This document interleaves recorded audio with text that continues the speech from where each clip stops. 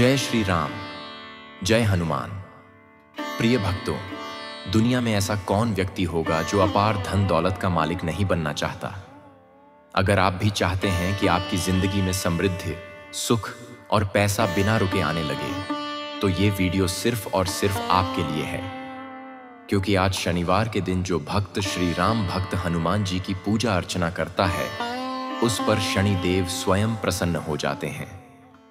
आज के इस वीडियो में हम हमारे पूज्य गुरु जी द्वारा बताया गया एक चमत्कारी उपाय भी लेकर आए हैं, जो आपके भाग्य को सिर्फ 7 दिनों में बदल सकता है। कृपया इस वीडियो को अंत तक जरूर देखिए। जो भक्त चैनल पर नए हैं, वो वीडियो को लाइक करें, सब्सक्राइब करें और कमेंट बॉक्स में हनुमान जी के चरणों में अपनी हाजिरी दर्ज करें। प्रिय भक्तों, आज जो मंत्र हम आपके लिए लेकर आए हैं, वो कोई साधारण मंत्र नहीं है। वो एक जागृत शक्ति है, श्री हनुमान जी की कृपा का साक्षात रूप। इस मंत्र को सिर्फ 108 बार सुनिए। अगर समय ना हो तो 21 बार ही सुन लीजिए, पर सुनिए जरूर, क्योंकि इसके प्रभाव से आपके दुख, दरिद्रता और रुकावटें समाप्त हो सकती हैं। एक समय की बात है, एक व्यक्ति था, बहुत ही निर्धन। न सिर पर छत थी, न पेट में भरपेट अन्न। वो हर दिन भगवान से रोता, गिड़गिड़ाता। फिर एक दिन एक ब्राह्मण देवता ने उसे बताया, अगर तू अपनी सभी समस्याओं से छुटकारा पाना चाहता है, तो आज से ही हनुमान जी के मंत्र का स्मरण शुरू कर दे। क्योंकि हनुमान जी कलयुग के एकमात्र ऐसे देवता हैं जो अपने भक्तों की भक्ति से तुरंत प्रसन्न हो जाते हैं। उस व्यक्ति ने भक्ति भाव से हनुमान जी के धन प्राप्ति मंत्र का जप आरंभ किया और केवल 7 दिनों में उसका जीवन बदल गया। उसे धन मिला, रोजगार मिला और सम्मान भी। प्रिय भक्तों, अब जानिए वह दिव्य और सरल उपाय जिसे आप आज से ही शुरू कर सकते हैं। शनिवार की रात को स्नान करके शुद्ध लाल वस्त्र धारण करें। एक पीपल का पत्ता लें और उस पर चंदन से AUM हनुमते नमः लिखें। इस पत्ते को अपने घर के तिजोरी स्थान या जहां आप पैसे रखते हैं, वहां रख दें। फिर उसी स्थान पर बैठकर AUM श्री हनुमते नमः मंत्र का 108 बार जप करें। इस उपाय को लगातार 7 शनिवार तक करें और पूरी श्रद्धा से हनुमान जी से धन, वैभव और उन्नति की प्रार्थना करें। आप देखेंगे कि कैसे चमत्कार आपके जीवन में उतर रहा है। तो भक्तों, देर न करें, आज से ही इस उपाय को अपनाइए और अपने जीवन में बजरंग बली की कृपा को महसूस कीजिए। कमेंट में जय बजरंग बली जरूर लिखें और वीडियो को शेयर करें, ताकि हर भक्त हनुमान जी की कृपा से धनवान बने। तो चलिए मंत्र का जाप करें। मनोजवं मारुते तुल्य वेगं जितेन्द्रियं बुद्धिमतां वरिष्ठं वातात्मजं वानरयुथं मुख्यं श्रीरामदूतं शरणं प्रपद्ये। मनोजवं मारुते तुल्य वेगं जितेन्द्रियं बुद्धिमतां वरिष्ठं वातात्मजं वानरयुथं मुख्यं श्रीरामदूतं शरणं प्रपद्ये। मनोजवं मारुते तुल्य वेगं जितेन्द्रियं बुद्धिमतां वरिष्ठं वातात्मजं वानरयुथं मुख्यं श्रीरामदूतं शरणं प्रपद्ये। मनोजवं मारुते तुल्य वेगं जितेन्द्रियं बुद्धिमतां वरिष्ठं वातात्मजं वानरयुथं मुख्यं श्रीरामदूतं शरणं प्रपद्ये। मनोजवं मारुते तुल्य वेगं जितेन्द्रियं बुद्धिमतां वरिष्ठं वातात्मजं वानरयुथं मुख्यं श्रीरामदूतं शरणं प्रपद्ये। मनोजवं मारुतेतुल्यवेगं जितेन्द्रियं बुद्धिमतां वरिष्ठं वातात्मजं वानरयूथं मुख्यं श्रीरामदूतं शरणं प्रपद्ये। मनोजवं मारुतेतुल्यवेगं जितेन्द्रियं बुद्धिमतां वरिष्ठं वातात्मजं वानरयूथं मुख्यं श्रीरामदूतं शरणं प्रपद्ये। मनोजवं मारुतेतुल्यवेगं जितेन्द्रियं बुद्धिमतां वरिष्ठं वातात्मजं वानरयूथं मुख्यं श्रीरामदूतं शरणं प्रपद्ये। मनोजवं मारुतेतुल्यवेगं जितेन्द्रियं बुद्धिमतां वरिष्ठं वातात्मजं वानरयूथं मुख्यं श्रीरामदूतं शरणं प्रपद्ये। मनोजवं मारुतेतुल्यवेगं जितेन्द्रियं बुद्धिमतां वरिष्ठं वातात्मजं वानरयूथं मुख्यं श्रीरामदूतं शरणं प्रपद्ये। मनोजवं मारुतेतुल्यवेगं जितेन्द्रियं बुद्धिमतां वरिष्ठं वातात्मजं वानरयूथं मुख्यं श्रीरामदूतं शरणं प्रपद्ये। मनोजवं मारुतेतुल्यवेगं जितेन्द्रियं बुद्धिमतां वरिष्ठं वातात्मजं वानरयूथं मुख्यं श्रीरामदूतं शरणं प्रपद्ये। मनोजवं मारुतेतुल्यवेगं जितेन्द्रियं बुद्धिमतां वरिष्ठं वातात्मजं वानरयूथं मुख्यं श्रीरामदूतं शरणं प्रपद्ये। मनोजवं मारुतेतुल्यवेगं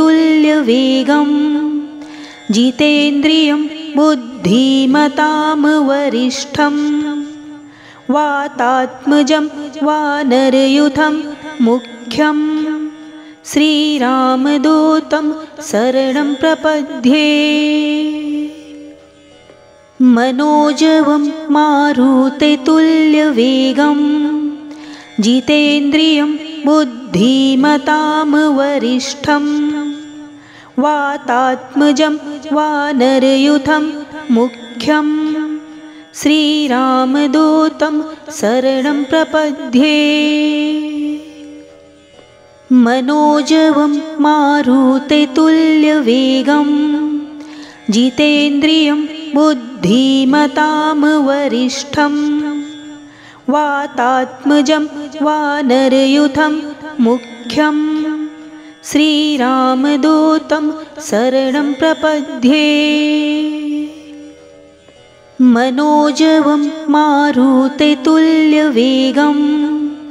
जितेन्द्रियं बुद्धिमतां वरिष्ठं वातात्मजं वानरयूथं मुख्यं श्रीरामदूतं शरणं प्रपद्ये। मनोजवं मारुतेतुल्यवेगं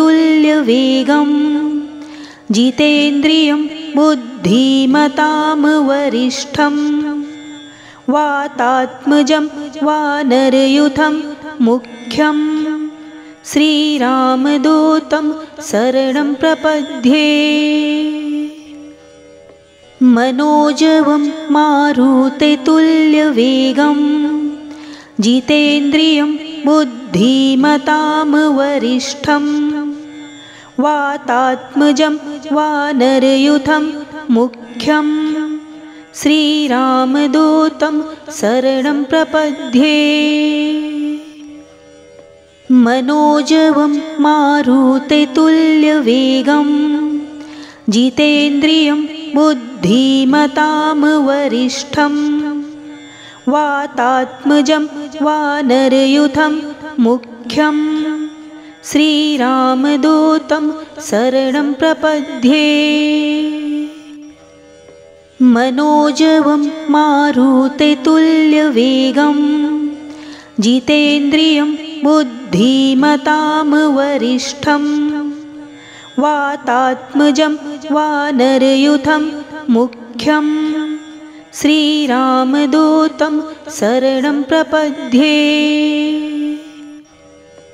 मनोजवं मारुततुल्यवेगं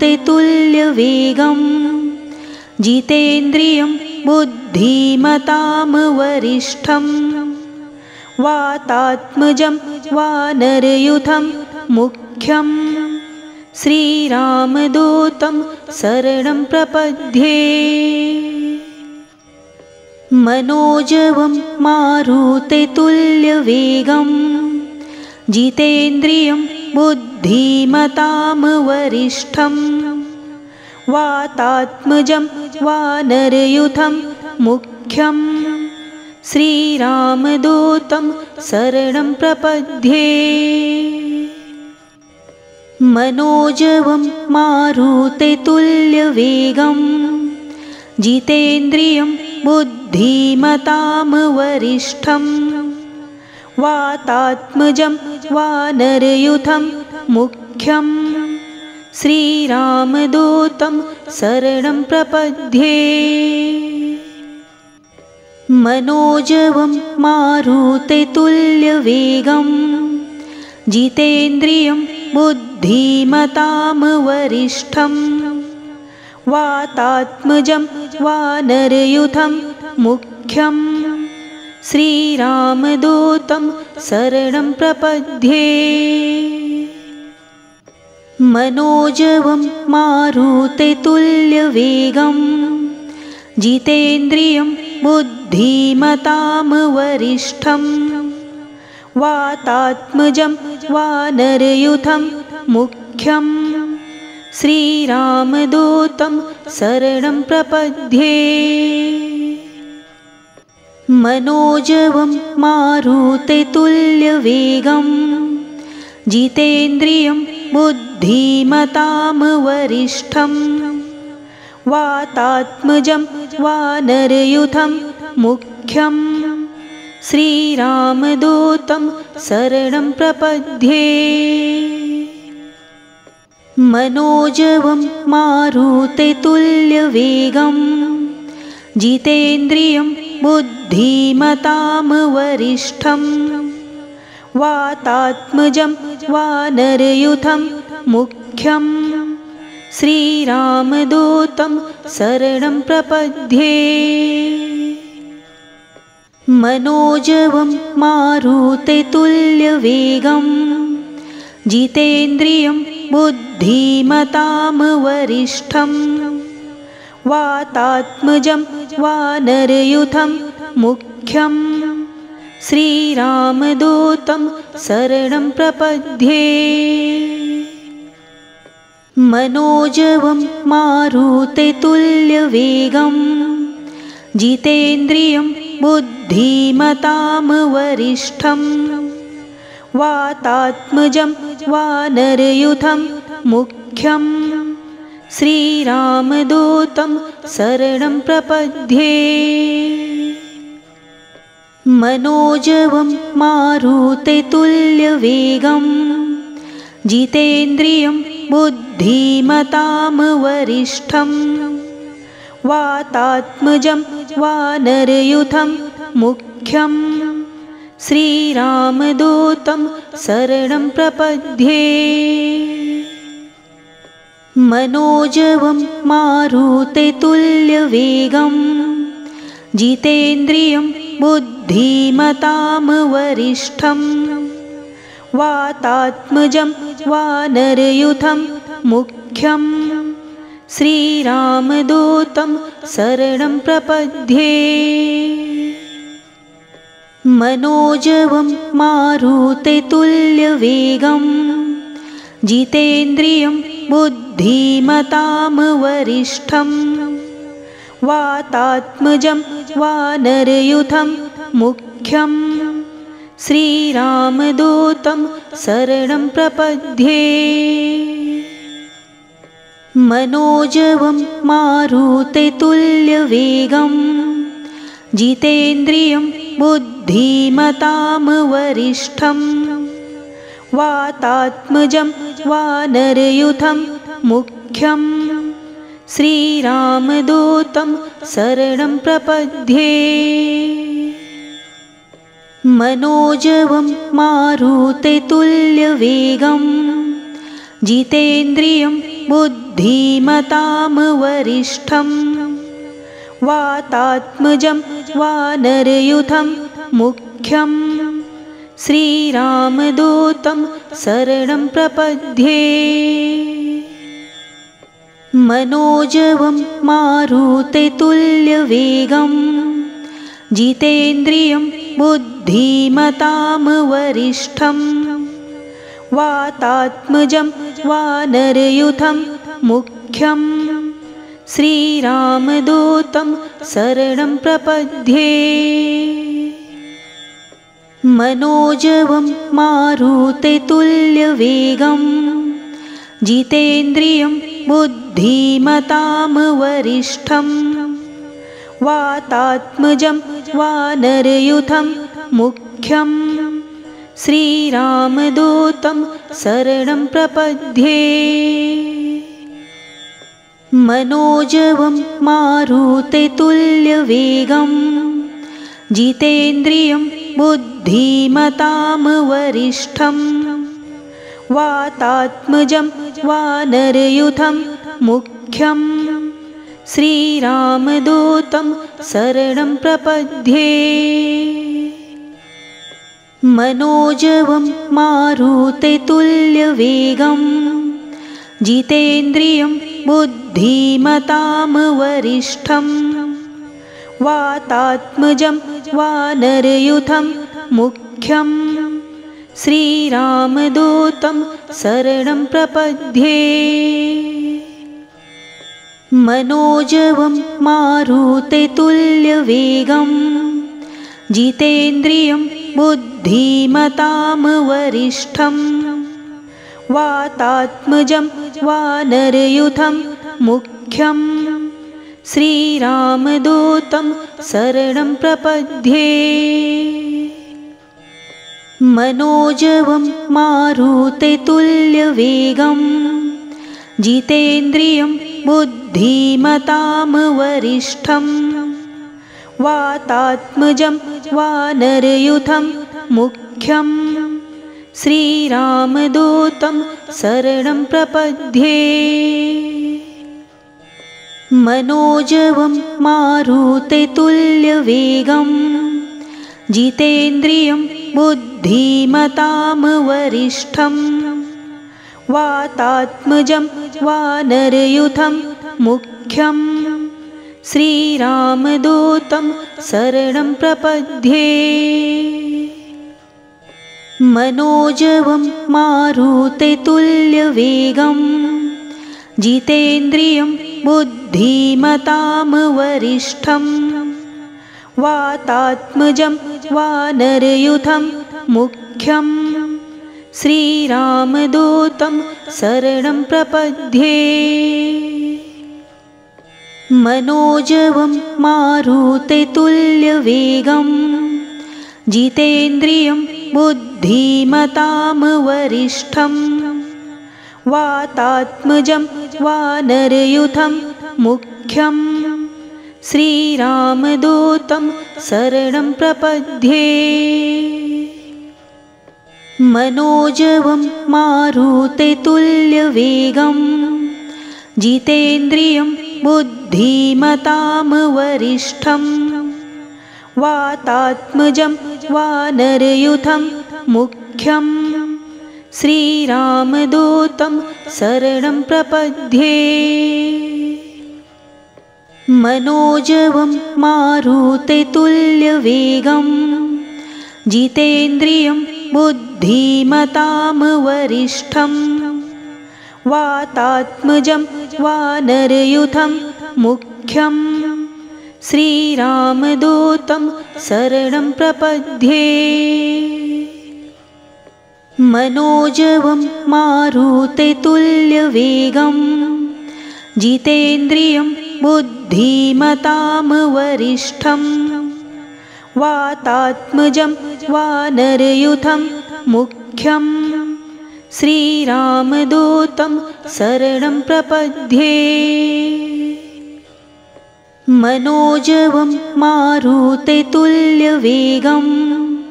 जितेन्द्रियं बुद्धिमतां वरिष्ठं वातात्मजं वानरयूथं मुख्यं श्रीरामदूतं शरणं प्रपद्ये मनोजवं मारुततुल्यवेगं जितेन्द्रियं बुद्धिमतां वरिष्ठं वातात्मजं वानरयूथं मुख्यं श्रीरामदूतं शरणं प्रपद्ये मनोजवं मारुततुल्यवेगं जितेन्द्रियं बुद्धिमतां वरिष्ठं वातात्मजं वानरयूथं मुख्यं श्रीरामदूतं शरणं प्रपद्ये मनोजवं मारुततुल्यवेगं जितेन्द्रियं बुद्धिमतां वरिष्ठं वातात्मजं वानरयूथं मुख्यं श्रीरामदूतं शरणं प्रपद्ये मनोजवं मारुततुल्यवेगं जितेन्द्रियं बुद्धिमतां वरिष्ठं वातात्मजं वानरयूथं मुख्यं श्रीरामदूतं शरणं प्रपद्ये।